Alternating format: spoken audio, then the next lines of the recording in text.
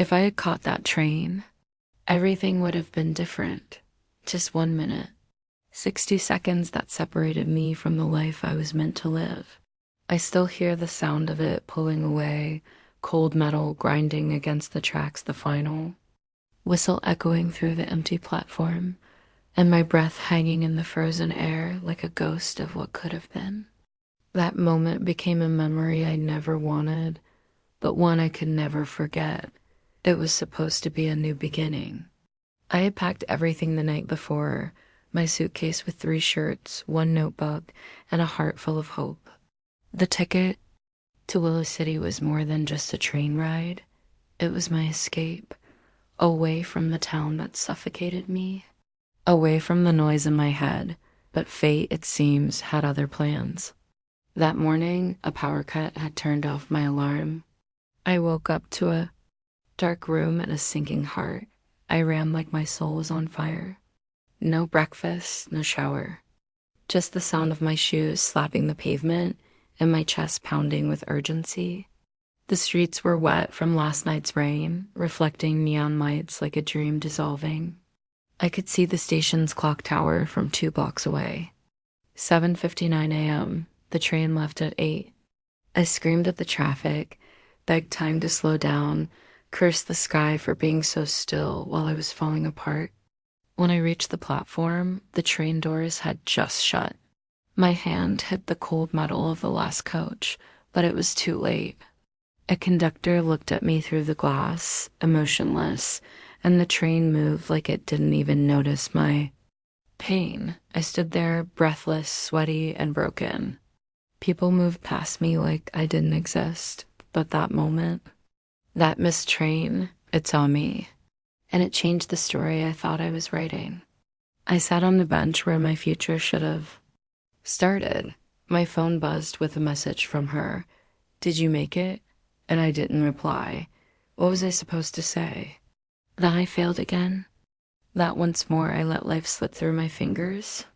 I buried my face in my hands and laughed the kind of laugh that hurts. The kind that says, maybe I deserve to be left behind. I didn't go home. I couldn't.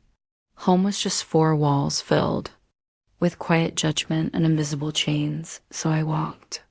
I let the streets carry me, past the bakery where we first met, past the bookstore she loved but never bought anything from.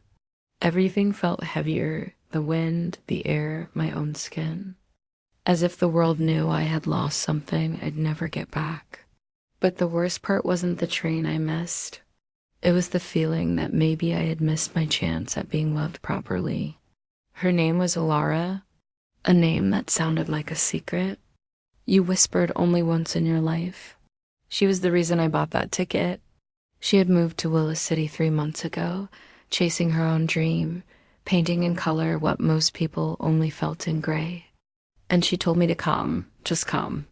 She didn't promise anything, but her voice held a softness that made me believe there was something waiting for me, and I believed her. We weren't lovers in the way books describe. We were something more fragile, more complicated.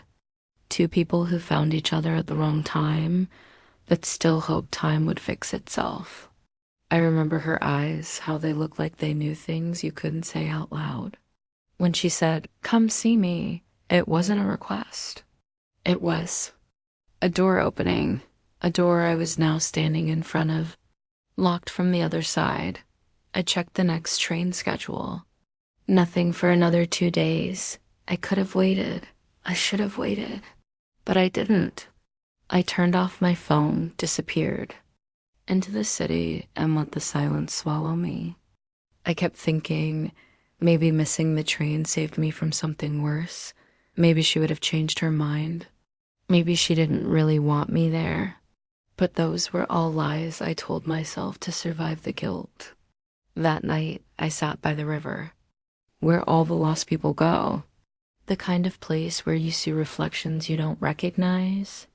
I pulled out the note she had slipped into my pocket the night before she left. I hadn't read it before. I didn't want it to be a goodbye, but now I had nothing else. It read, "If you come, I'll know you're ready. If you don't, I'll understand. Just don't be late. And just like that, the pain became permanent. The next morning, I woke up on a wooden bench near the riverside park. My jacket was soaked with dew, and my body ached like I'd been running from something. All night, maybe I had. I reached for my phone again, half hoping she had called. Nothing. No missed calls. No messages. Just that note playing like a broken song in my head. Just don't be late.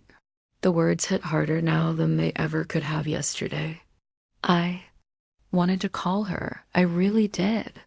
But what do you say to someone you've already disappointed?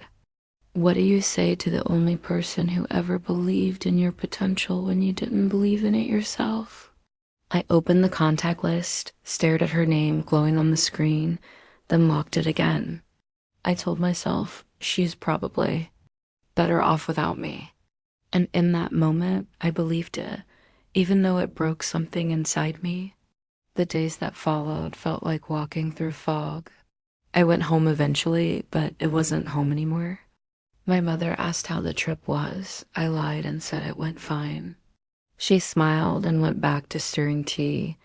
Unaware that something inside me had died quietly, my father didn't ask anything.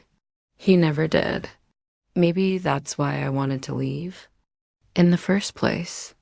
Not because of where I was, but because of how unseen I felt where I belonged. At night, I would lay in bed and replay that single moment, the door closing on the train, the echo of my footsteps slowing as it pulled away, over and over, like it was my punishment, like the universe had put that memory on repeat so I wouldn't forget what it felt like to lose something before I ever truly had it. And in those dark hours, I began writing letters I'd never sent, letters to her, letters to the person I could have become if I had just made it in time. One of those letters simply said, I wasn't late because I didn't care.